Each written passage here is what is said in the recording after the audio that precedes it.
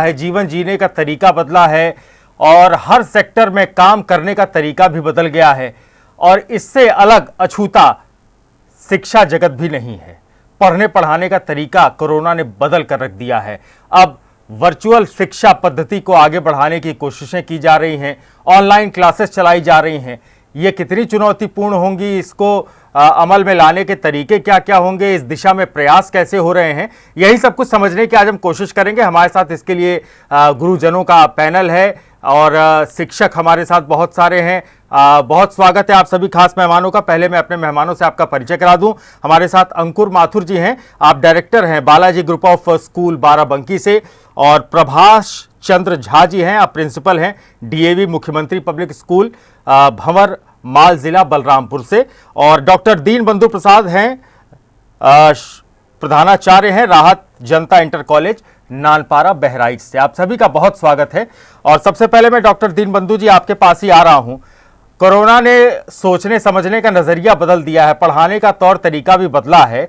अब कोविड-19 के दौरान विद्यालय तो चूंकि बंद है, तो किस प्रकार से पाठ्यक्रम को पूरा किया जाएगा, कैसे इसे आगे बढ़ाया जाएगा? ये एक चुनौती तो है पूरे शिक्षा विभाग के लिए, पूरे समाज के लिए एक बहुत बड़ी चुनौती है, और खासकर उन बच्चों के साथ हमको जुड़ करके इस चुनौती का सामना करना पड़ रहा है जो देश के भविष्य है। लेकिन सरकारी स्तर पर 20% पाठ्यक्रम में कटौती की गई है, ऑनलाइन शिक्षण की व्यवस्था की गई है, और साथ ही साथ ये भी व्यवस्था की गई है कि दूरदर्शन के स्वयं प्रभा चैनल से डीडी उत्तर प्रदेश के माध्यम से पढ़ाई की व्यवस्था कराई जा रही है। फिलहाल सरकार के ये सब प्रयास है राजीव राय जी, और हम लोग इन सारी चीजों के साथ आगे बढ़ रहे हैं, क्योंकि ये महामारी एक बहुत बड़ी त्रासदी के रूप में है। बच्चों को पढ़ाई के लिए रोका नहीं जा सकता है, उनको आगे ही चलना है। इसी क्रम में एक वैकल्पिक व्यवस्था के तहत ये वर्चुअल क्लासेस, ऑनलाइन एजुकेशन और खासकर दूरदर्शन जैसे चैनल के माध्यम से ये व्यवस्था सरकार की ओर से कराई जा रही है। अंकुर माथुर जी, ये जो शिक्षा की व्यवहारिक पद्धति है, इससे कितना कुछ बदलेगा और इसको बदलने में कितनी चुनौतियां सामने देख रहे हैं आप? बहुत बड़ी चुनौती है, लेकिन हम लोग को ये चीज मान लेनी चाहिए कि एकमात्र विकल्प ही इस समय ऑनलाइन क्लास है, और चाहे वो हमारी सरकार हो, हमारे प्राइवेट इंस्टीट्यूशन हो या कोई भी विद्यालय हो, सब लोग इस चुनौती का बहुत ही अच्छी तरीके से सामना कर रहे हैं। और जरूर हम लोग को ये चीज जाननी चाहिए कि हम लोग बच्चों को शिक्षा से दूर नहीं कर सकते हैं, क्योंकि शिक्षा जीवन बहुत जरूरी है, लेकिन जीवन के साथ साथ शिक्षा उतनी ही जरूरी है। अगर ये वक्त बच्चों ने बिना पढ़े काट लिया और बच्चों ने इस वक्त में पढ़ाई नहीं करी, तो अगले साल जरूर बच्चों के सामने बहुत बड़ी समस्या आएगी। इसलिए ऑनलाइन शिक्षा एक विकल्प है। अगर हम लोग देखें तो ऑनलाइन शिक्षा के माध्यम से बच्चों को शिक्षा दी जा रही है। जरूर ये एक चुनौती है, हर एक सेक्टर में चुनौती की तरह सबके सामने ये आ रही है, कोई ना कोई चुनौती सबके सामने है। लेकिन हम लोग को ये नहीं भूलना चाहिए कि अभी भी शिक्षा विभाग ने या इस सेक्टर से जो भी लोग जुड़े हुए हैं, उन लोगों ने अपने कदम पीछे नहीं किए, और बियॉन्ड बाउंड्रीज के जा करके लोगों ने शिक्षा दी, और बच्चों को भी एक नई तकनीकी से सीखने के लिए एक चीज मिली। क्योंकि शायद बच्चों ने पहले बहुत बच्चे ऐसे नहीं थे जिन्होंने ऑनलाइन पढ़ाई करी थी कभी, लेकिन वो भी एक सीख रहे हैं। तो हम लोगों को एक ये माध्यम मिल गया। हमको ये जरूर पता है कि जब हमारे स्कूल सिस्टम स्टार्ट हो जाएगा, उसके बाद अगर बच्चे की तबीयत खराब होती है, कभी कुछ होता है, और बच्चों ने इस सिस्टम में सीख लिया एक बार, तो हम लोग आगे शिक्षा व्यवस्था को और अच्छा कर सकते हैं। ये हम आपसे कहेंगे। प्रभाष चंद्र जी, नई जो पद्धति है, वर्चुअल तरीका है, ऑनलाइन क्लासेस की जो नई एक सोच विकसित हुई है इस कोरोना काल में, निश्चित तौर पर भविष्य तो यही है शिक्षा जगत का, क्योंकि आगे बढ़ना है और वर्चुअली चीज़ों को अब देखना होगा। डिजिटल हो रहा है इंडिया, और उस दिशा में कोरोना के जरिए ही सही हम आगे बढ़ रहे हैं। लेकिन ग्रामीण अंचल में व्यवस्थाओं के लिहाज से, संसाधनों के लिहाज से कितना चुनौतीपूर्ण होगा इस व्यवस्था से तालमेल बिठा पाना?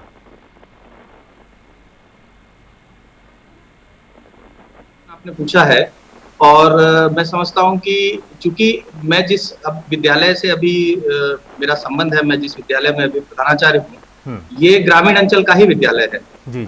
और ग्रामीण अंचल में खासकर इस कोरोना काल में, इस लॉकडाउन की अवधि में जो शिक्षा की व्यवस्था रही है वो काफी चिंताजनक रही है। कारण कि जैसे मैं मेरे ही विद्यालय का अगर उदाहरण लूं तो तकरीबन 40% ऐसे बच्चे हैं जिनके पास एंड्रॉयड फोन का एक्सेस नहीं है, जिनके पास इंटरनेट का एक्सेस नहीं है। तो हमारे लिए काफी चुनौतीपूर्ण हो जाता है कि हम बच्चों को ऑनलाइन एजुकेशन दे सके। और इससे भी ज्यादा चुनौतीपूर्ण मैं समझता हूं कि सीबीएसई के लिए, केंद्रीय माध्यमिक शिक्षा बोर्ड या राज्य सरकारों के बोर्ड के लिए हो जा रहा है, क्योंकि अगर भविष्य में आप परीक्षा आयोजित करते हैं तो इन 40% बच्चों का क्या होगा, इस विषय में ना तो कोई चर्चा हो रही है कहीं पर।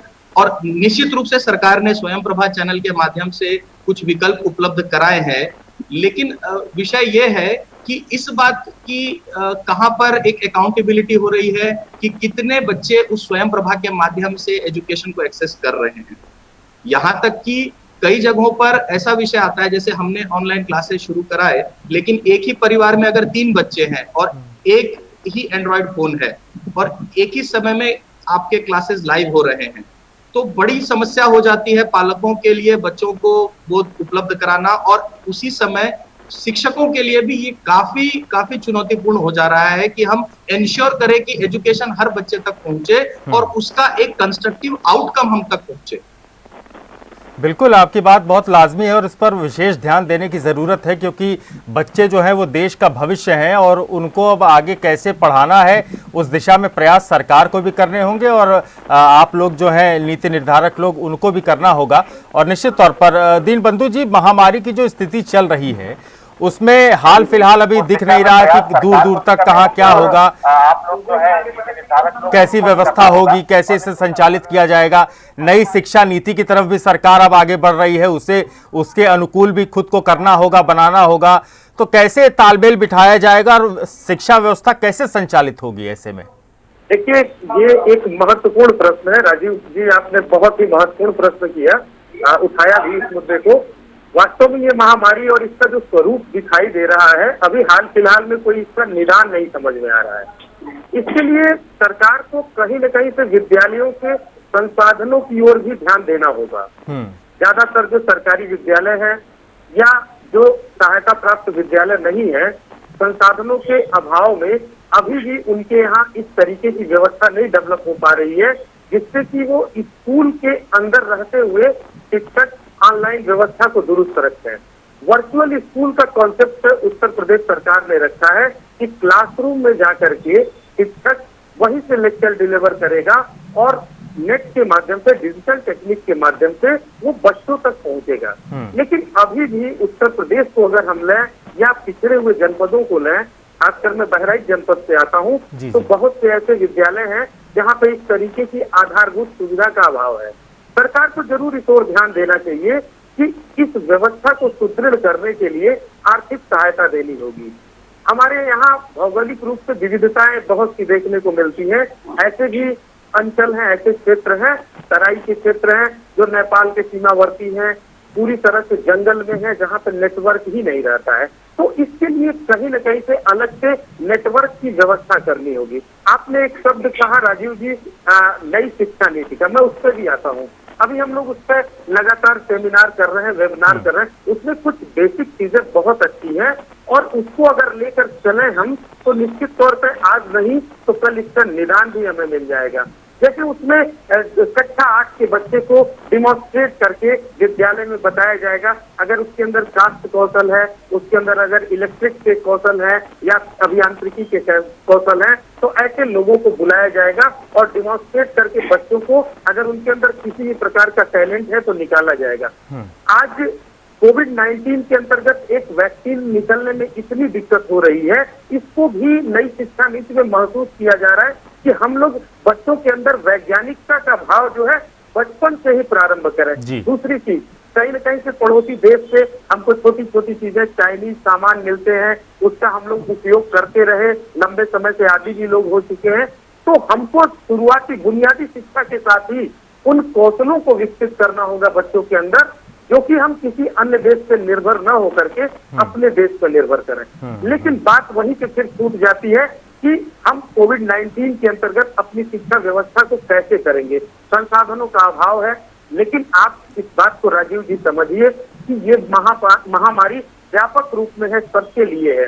कहीं न कहीं से इसमें हमको रास्ता निकालना होगा। क्लासरूम का विकल्प वर्चुअल क्लास नहीं हो सकता, क्लासरूम का विकल्प डिजिटल क्लास नहीं हो सकता, लेकिन इस महामारी में एक विकल्प के रूप में वर्चुअल क्लास जरूर हो सकता है।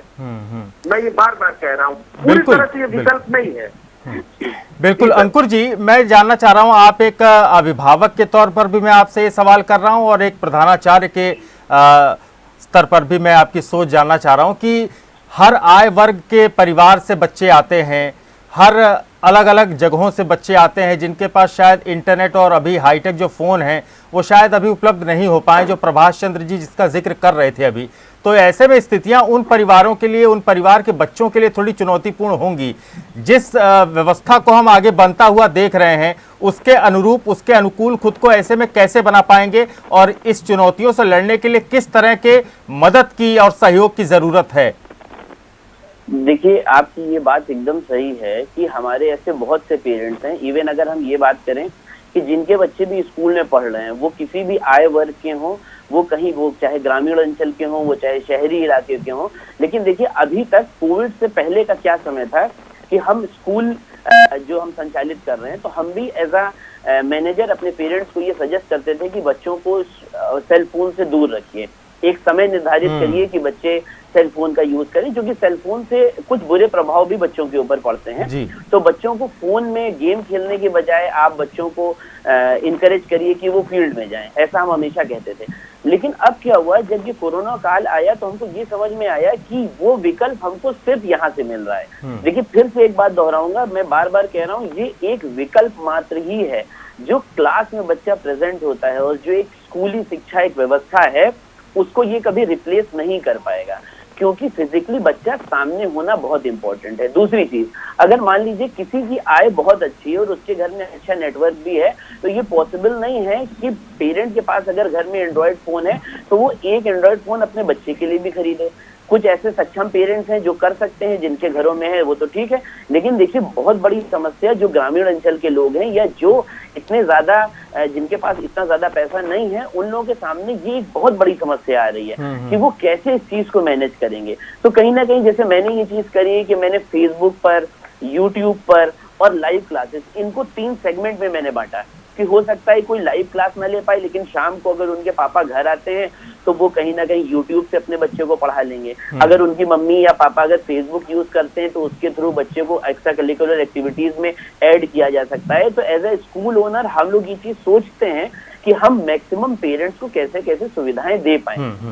रही बात इस समस्या की, तो देखिए, इस समस्या में हम लोग ये जरूर कर सकते हैं, जैसे हमने भी ये चीज करी है कि अगर कोई पेरेंट ऐसा है जिसको नेटवर्क नहीं है या उसको बहुत प्रॉब्लम है, उसके पास फोन नहीं है, तो कम से कम आकर के पीडीएफ ले जाए। लेकिन फिर से एक सवाल खड़ा हो जाएगा कि पीडीएफ के थ्रू या प्रिंट आउट के थ्रू बच्चे को पढ़ाया तो जा नहीं सकता है। तो सरकार को ये चाहिए कि थोड़ा सा पेरेंट्स को भी अगर कहीं से सपोर्ट कर सकती है या आर्थिक मदद कर सकती है, या कैसे कोई ऐसी योजना है जो हमारे गरीब पेरेंट्स हैं उनको एंड्रॉइड फोन मिल जाए, तो ये व्यवस्था हो जाएगी। क्योंकि सर, आज कोरोना है, हम लोग को ये नहीं मालूम था कि आज कोरोना आ जाएगा और ऐसा कुछ होगा। हमको और आपको ये भी नहीं मालूम था कि कल को एक और कोई अगर महामारी आ गई तब क्या होगा। तो एक अच्छे भारतवासी की तरह हम लोगों को ये चीज समझनी चाहिए कि आगे आने वाली समस्या के लिए भी हम लोगों को अभी से तैयार होना चाहिए। हम लोग को ये सोचना चाहिए कि यदि फिर से कुछ आ गया तो क्या करेंगे। तो विकल्प हम लोग को अपने पास रखने चाहिए, विकल्प हम लोग रखें, और जिस भी स्तर पर जाकर, जैसे एक इंसान ही एक इंसान के काम आता है। हो सकता है कोई एक पेरेंट, उनके पास फोन नहीं है लेकिन उनके पड़ोस में है, तो उनके पड़ोसी भी उनकी मदद कर सकते हैं। और विद्यालय जो भी चला रहा है, चाहे हम चला रहे हैं या जो भी विद्यालय का संचालन कर रहा है, हम सबकी रिस्पॉन्सिबिलिटी है कि हम लोग पेरेंट्स की मदद करें, क्योंकि वो भी परेशान है। उनके सामने भी समस्या है कि बच्चा घर पे है, छोटा बच्चा है, मम्मी पापा दोनों काम करते हैं, बच्चे को कौन पढ़ाएगा, ये समस्या है। मगर हम सबको इस समय एकजुट आना है, हम सबको एक दूसरे की समस्याएं समझनी है और उसका समाधान ढूंढना है। बहुत अच्छी सोच है आपकी, और निश्चित तौर पर इससे जो है तालमेल बिठाना पड़ेगा और कुछ प्रयास इस दिशा में करने होंगे। प्रभाष चंद्र जी, सरकार की कोशिश ये है कि भाई जो नई शिक्षा नीति है उसके जरिए सरकार ये लक्ष्य बनाकर चल रही कि स्किल्ड एजुकेशन की तरफ अब देश को आगे ले जाया जाए, कौशल विकास। ताकि बच्चा पढ़ाई के साथ साथ अपनी स्किल को भी विकसित करता हुआ चले, ताकि उसकी आय के साथ साथ उसका अध्ययन और एजुकेशन भी आगे बढ़ती चले। ये जो वर्चुअल तरीका है और फिजिकल तरीका जो जिसके जरिए अब तक बच्चे पढ़ते रहे, इन दोनों के बीच की ये लकीर कैसे खींची जाएगी? देखिए, सबसे पहली बात है कि ये जो कौशल विकास के लिए सरकार नई शिक्षा नीति के अंतर्गत बहुत सारे विकल्प और अवसर सरकार ने निर्धारित किए हैं। तो सबसे पहला तो ये देखने वाली बात है कि नीतियां तो बहुत सारी आई हैं, पहले भी बहुत सारी शिक्षा नीतियां आई हैं और कोई भी शिक्षा नीति बुरी नहीं रही है देश के लिए, लेकिन उसका क्रियान्वयन और इम्प्लीमेंटेशन का जो स्तर है वो कैसा होने वाला है। और अभी हाल में ही सीबीएसई ने भी एक प्रयास किया था जिसमें सभी स्कूल के प्रिंसिपल से एक सजेशन और फीडबैक मांगा गया था कि और क्या सुधार हो सकता है और क्या गुंजाइश है। तो सुधार की गुंजाइश तो निश्चित रूप से इस शिक्षा नीति के साथ भी है और वस्तुतः यह शिक्षा नीति अब तक आई सभी शिक्षा नीतियों में सबसे बेहतर है, यह भी कहना गलत नहीं होगा।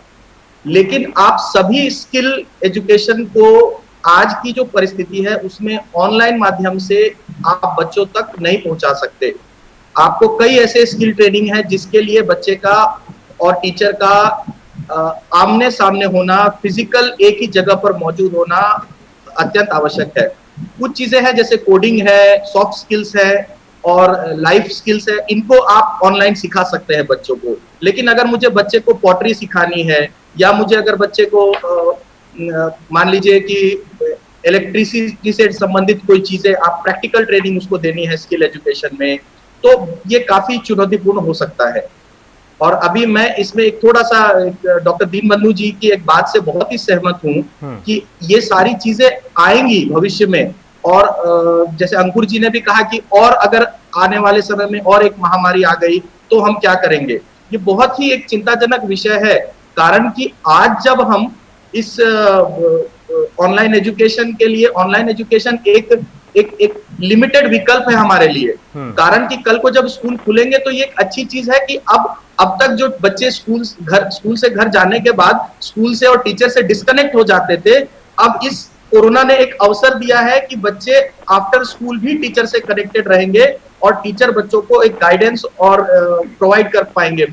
लेकिन अभी की स्थिति में ये बहुत ही चिंताजनक विषय है, क्योंकि आगे का भविष्य न तो कोई बताना चाह रहा है और न किसी के पास इसका कोई उत्तर ही नहीं है। पालक हमसे पूछते हैं कि सर स्कूल कब खुलेगा, बच्चों की पढ़ाई कैसे होगी, परीक्षाएं आप कैसे लेंगे, और न तो इसका मतलब निश्चित उत्तर किसी विद्यालय के पास है आज के समय में, और न ही इसका उत्तर किसी भी गाइडिंग जो एजेंसीज है, चाहे वो बोर्ड है या सरकार है, उसके पास है। तो समस्या क्या है कि हमने कहीं ना कहीं एजुकेशन को एक लीस्ट प्रायोरिटी पे छोड़ दिया है, और ये चिंताजनक है मेरे विचार से कि education should not be at the least priority, it should be at the top most priority. निश्चित तौर पर प्राथमिकता पर रखना होगा, शिक्षा सबसे आगे रखनी होगी, तभी देश का भविष्य उज्जवल होगा, बच्चे आगे बढ़ेंगे और स्किल जो एजुकेशन है उसका सपना पूरा होगा। दीनबंधु जी, आप जिस इलाके से आते हैं, जहां पर आप स्कूल संचालित कर रहे हैं, वहां पर निश्चित तौर पर चुनौतियां हैं बहुत सारी। ऐसे में सरकार के प्रयास क्या होने चाहिए जो आप महसूस कर रहे हैं, और जो बात अभी तक बाकी दोनों हमारे गुरुजन कह रहे हैं कि ये चुनौतियां हैं परिवारों के सामने, कि उनके सामने इंटरनेट की फैसिलिटीज कुछ परिवारों के साथ नहीं है, ऐसे में जो मौलिक पद्धति है शिक्षा की, फिजिकल तरीका है, उसको हम पूरी तरह से छोड़ नहीं सकते और 100% हम डिपेंडेंट नहीं हो सकते वर्चुअल माध्यम पर। हम आपको बताते हैं कि नई शिक्षा नीति की बहुत चर्चा चल रही है। मुदलियार कमेटी ने बहुत पहले कहा था, 60 के दशक में कहा था, जो शिक्षा नीति के लिए मुदलियार कमेटी बनाई गई थी, उनका खुद का मानना था, और हम लोग महसूस भी करते हैं कि बच्चे का ओवरऑल डेवलपमेंट, सर्वांगीण विकास क्लासरूम में ही हो सकता है। बच्चा वहाँ पे सामंजस्य बिठाता है, बच्चा वहाँ कम्पिटिटिवनेस को एडॉप्ट करता है, प्रतिस्पर्धा की भावना उसके अंदर आती है, लोगों से किस तरीके से संतुलन बनाना है, कैसे अपनी पूरी पर्सनालिटी को विकसित करना है, ये स्कूल में ही, क्लासरूम में ही होता है। लेकिन हम बार बार कह रहे हैं राजीव जी कि इस महामारी में एक यही विकल्प हो सकता था कि हम वर्चुअल क्लास को करें, क्योंकि महामारी सबके लिए थी। लेकिन एक समस्या है जहाँ पे भौगोलिक विविधता है, जहाँ पे नेटवर्क की प्रॉब्लम है, जहाँ पे बच्चों का अभी भी आर्थिक धरातल इतना मजबूत नहीं है कि एक घर में 2 या 4 या कहीं कहीं तो एक एंड्रॉइड फोन भी उपलब्ध नहीं है। तो इसके लिए सरकार को जरूर सोचना चाहिए। मैं आपके माध्यम से, आपके इस फोरम से, हम जरूर आपके चैनल के माध्यम से जरूर कहेंगे कि सरकार को आर्थिक रूप से अभिभावकों को मजबूत करना चाहिए कि बहुत से ऐसे घर हैं जहाँ पे एक एंड्रॉइड फोन नहीं है, कहीं कहीं ब्रॉडबैंड की व्यवस्था नहीं है, कोई नेटवर्क, सरकारी नेटवर्क नहीं है, प्राइवेट नेटवर्क नहीं है, कोई नेटवर्क नहीं है। वहाँ पे इसको प्राथमिकता के तहत जरूर नेटवर्क की व्यवस्था करनी चाहिए, क्योंकि उसके बिना ये सारी कवायद बेकार है, बेमानी है। सरकार ने रेडियो चैनल पे ही प्रसारण की बात करी थी, अभी हम उसको देख नहीं पा रहे हैं, उसको हम महसूस नहीं कर रहे हैं कि रेडियो चैनल के द्वारा या रेडियो प्रसारण के द्वारा इंटरैक्टिव एजुकेशन की बात कहीं तो प्रभावी ढंग से चल रही है। ये एक बेहतर माध्यम हो सकता है। कम्युनिटी रेडियो का एक प्रारूप है, उस पर हम काम कर सकते हैं।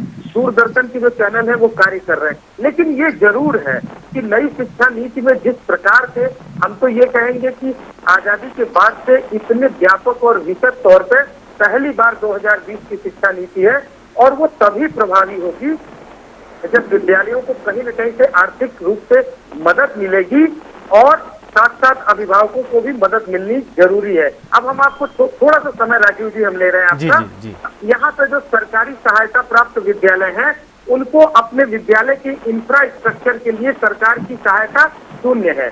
इसी तरह से जो वित्त विहीन विद्यालय हैं, जहाँ पे शिक्षकों को वेतन भी नहीं मिलता है सरकारी मद से, आज की डेट में इस कोविड काल में जहाँ पे बच्चे नहीं आ रहे, बच्चों की फीस से ही वो अपने अध्यापकों को जो भी न्यूनतम दे सकते थे वेतन, वो भी नहीं दे पा रहे। तो जाहिर सी बात है कि वहाँ पे वेतन के बिना शिक्षक और यहाँ सुविधा के बिना विद्यालय, दोनों कंट्राडिक्टरी तरीके से इस व्यवस्था में कहीं न कहीं से बॉटलनेक है और रोध उत्पन्न कर रहे हैं। ये व्यवस्था सरकार आर्थिक रूप से थोड़ी सी अगर मदद है विद्यालयों को, और खासकर उन अभिभावकों को जिनके यहाँ ऐसी सुविधा नहीं है, एंड्रॉइड फोन नहीं है, वो निश्चित तौर पर इस सुविधा का लाभ लेंगे। जी, बहुत दुरुस्त बात है। मैं माफी चाहूंगा आपसे क्योंकि समय बहुत कम है। दीनबंधु जी, मैं थोड़ा सा और प्रतिक्रिया ले लूं अपने दोनों और गुरुजनों से।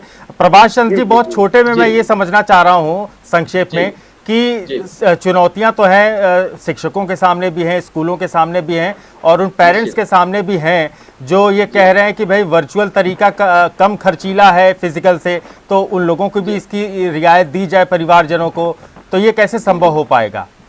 देखिए, जहां तक मैं जानता हूं कि ज्यादातर विद्यालयों ने, चाहे वो निजी विद्यालय है या फिर मान लीजिए कुछ सहायता प्राप्त विद्यालय हैं, लगभग विद्यालयों ने पालकों को अपनी तरफ से रियायत दे दिया है। ऑलरेडी कई स्कूलों ने अपने वार्षिक शुल्कों में कटौती कर दी है और विभिन्न प्रकार के शुल्कों में कटौती करके, और देखिए आज के समय में मेरी जानकारी जहां तक है कि विद्यालय जो प्राइवेट विद्यालय है वो सिर्फ पेरेंट्स से, पालकों से सिर्फ ट्यूशन फी अपेक्षा कर रहे हैं, और वो इसलिए क्योंकि वो जो अमाउंट है वो शिक्षकों की सैलरी के लिए जाना है।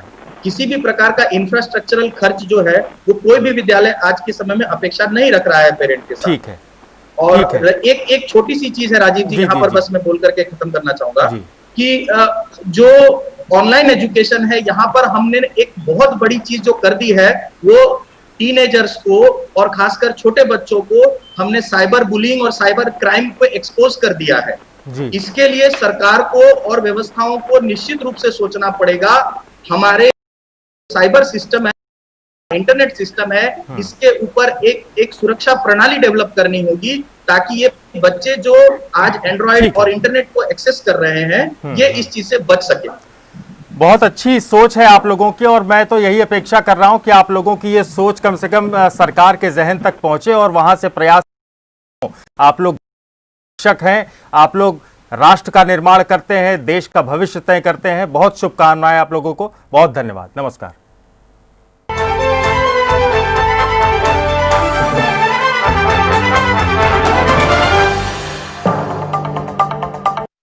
आपके घर के खाने में रेस्टोरेंट जैसा स्वाद ले आए MDH का शाही पनीर मसाला। पनीर को क्या मस्त बना डाला।